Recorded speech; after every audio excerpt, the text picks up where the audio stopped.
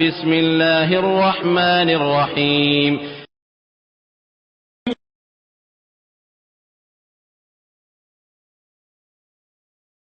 আসসালামু আলাইকুম ওয়া রাহমাতুল্লাহি ওয়া বারাকাতুহু।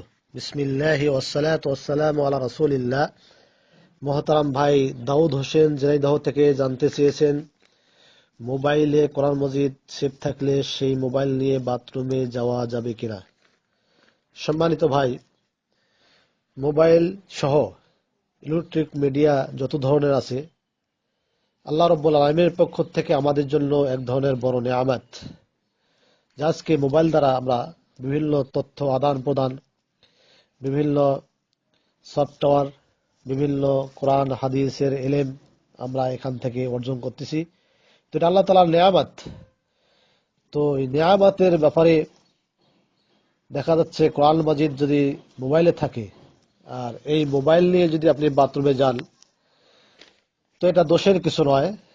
যেমনি ভাবে আপনি মনে করেন একজন কোরআনের হাফেজ, 30 পারা কোরআন আপনার অন্তরে, আপনার সদরে হেফজ আছে, এই 30 পারা কোরআন নিয়ে আপনি বাথরুমে যাচ্ছেন, নাপাক জায়গায় যাচ্ছেন, বিভিন্ন জায়গায় যাচ্ছেন, তো যেমনি ভাবে এটা আপনার জন্য হারাম না এই কোরআন, সদরে কোরআন নিয়ে। তো এমনি ভাবে মোবাইলের ভেতরে যে সফটওয়্যার আছে, কোরআন সফটওয়্যার, এটা আপনার নিয়ে বাথরুমে যাওয়াটা দোষণীয় নয়।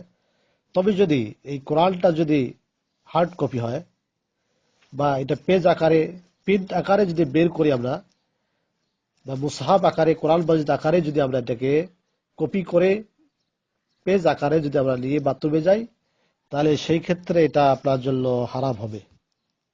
এটা কোনোভাবেই আপনার জন্য বৈধ নয়।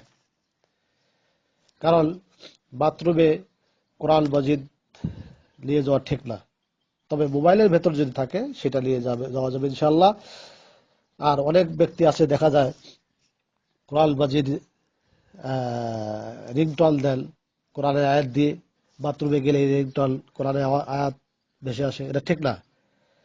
কারণ বাথরুমে কোনো ধরনের ইবাদতের জায়গা নয়।